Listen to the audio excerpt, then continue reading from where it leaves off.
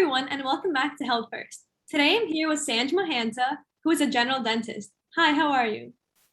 Good. Thank you for having me here, Emily. Thank you for joining me here today. I would like to start off by asking, what influenced you to pursue a career in dentistry? Actually, funny story that I never wanted to be a dentist. I got into it last minute. I originally wanted to become a university professor, and I was doing research and I was a teaching assistant.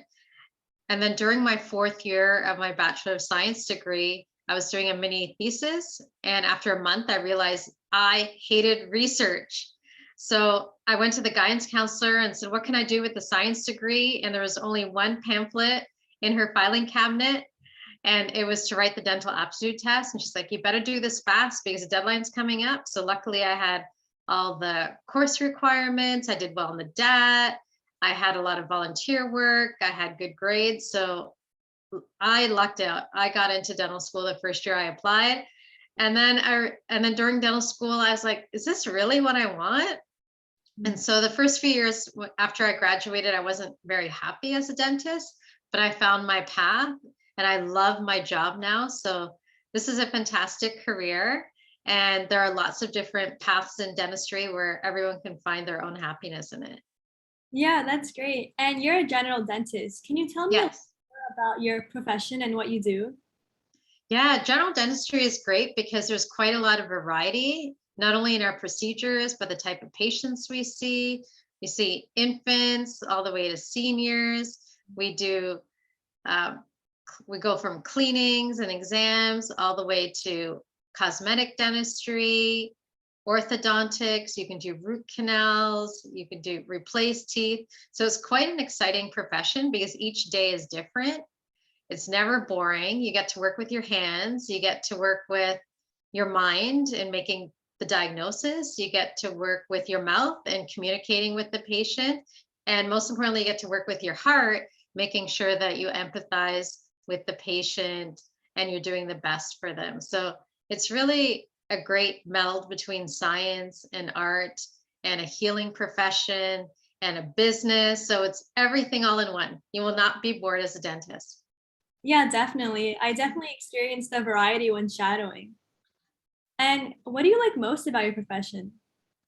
Well, I have a special role because as a general dentist, I work in a publicly funded dental clinic. So I work on children and seniors who are on government sponsored dental programs. So what I like the most is when they come back for their cleaning in 6 to 12 months, and I get to say, you have no cavities, because most of the patients on these programs are in high need. And we spend a lot of time doing oral hygiene instruction and dietary counseling and making them feel comfortable going to the dentist, and most importantly, making them care about their oral health so they have more responsibility in taking better care of it at home. So we really like to see that they've changed their habits, because that means their smile is going to be healthy for a lifetime. If we can prevent dentistry, that's the best type of dentistry, when they don't need anything. They just need to have a cleaning and checkup and get on that cavity-free wall. Yeah, that's amazing. And as you know, the COVID pandemic has greatly affected the world and continues to do so. So how is it like working throughout the pandemic? In a word, hard. At the beginning, most dental offices were closed for 3 months, and that was really devastating because I lost my identity. I didn't feel like I was a dentist because I wasn't helping patients. And I wasn't sure when the offices were going to open again. And then when they did open, there were a lot of precautions. We had to spend a lot of money with renovations. We had to spend a lot of money getting PPE. The PPE is so hard to breathe in, even now. It's very hot. It's hard to see and breathe.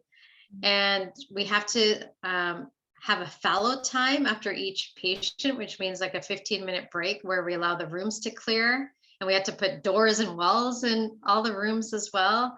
And our main priority was keeping people safe. So it sounds brutal that we had to work under those conditions, but I'm so happy to be working, being able to see patients, because some businesses weren't able to open.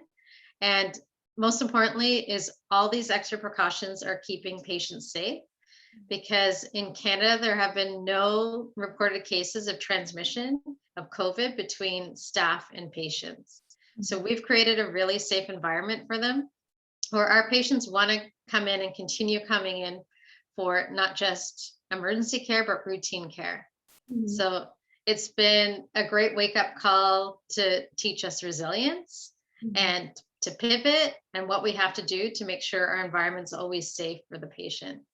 Definitely. And during such a difficult time period, it's great that you were able to take the precautions and make it a safe environment in place for no one to get sick there and Yeah.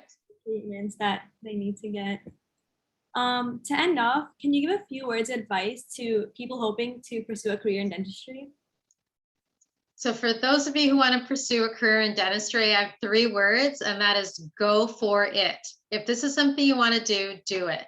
Yes, it's expensive, it's time consuming. There are a lot of requirements that you have to meet to get into it. But once you get into it and through it, it is a fantastic profession that you will be happy with and challenged with and excited about every single day, as I am, even after 22 years of practicing. But there are some tips in order to get to the point where you can get into dental school and graduate and be happy in your career. And I would say number 1 is to either shadow or volunteer or work in a dental clinic to make sure that dentistry is the right profession for you. Number 2 is do your research about all the different dental schools, not just in your province or state or country, but in other countries. Look at all the requirements. There are prep courses. Find a support group that you can work with for where you can help each other out, other people who are also interested in going into dentistry. Also reach out to dentists and ask them for help. Ask them if you can shadow in their office. Ask them if they can read through your application or do a mock interview with you. Mhm. Follow them on social media and see if this is really what you want to do when you see what a typical day in the life of a dentist is. Number 3 is be prepared to fail. I have failed several times. And don't allow that to stop you in your dreams. Mhm. Because during the beginning of dental school, we had to practice doing fillings on mannequin teeth, and I was struggling. And my instructor took me aside and said, you need extra help because you're not progressing as well as your peers. And I was devastated. I started crying. I thought maybe dentistry isn't the right career for me. Maybe I should quit. Mhm. But then he could see how upset I was. And he said, all you need is more practice. And so that's what I did during my lunch hours, free time. I Mhm. went into the lab and just practiced. And it didn't take me long to reach up to the level as my classmates. And then we started working on real patients. I was confident and I had the skills to do it. So just think, if I gave up at that moment, I wouldn't have this wonderful career. And there's so many other times where I failed at things. I failed an exam and had to redo it. Even before dental school, there was things I failed in, and it just creates some self-doubt in you.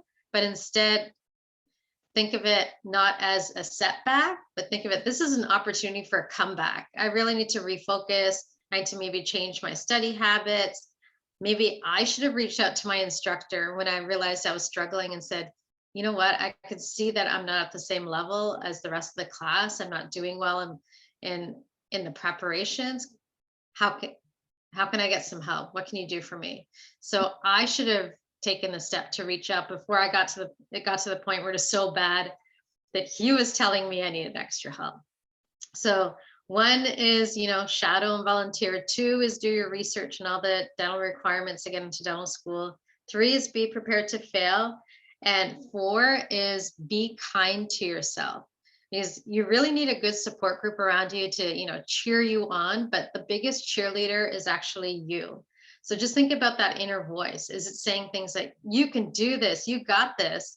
Or is it saying things like, are you sure you want to do this? There's something easier you can do. This is a lot of work. So that inner voice should say to yourself, you can do it, you can do it, you can do it. Don't worry about setback. Let's try another way. Mhm. And if if things are really going badly where you think, yeah, dentistry is not the right thing for me, that's fine as well. But just, figure out what are your values, what are your passions, how can you find purpose in your career? And once those three things meld together, you will find joy in your career. Mhm. Yeah, So, that's great. yeah. Those are all the questions. So thank you for joining me and thank you for. Oh, you're welcome. And good luck to everyone. And if anyone wants to reach me or ask me for help, they can reach out to me on Instagram at Dr. Sanj Mohanta. Thank you so much. Have a great You're day. welcome. Good luck to you, Emily. Bye. Bye.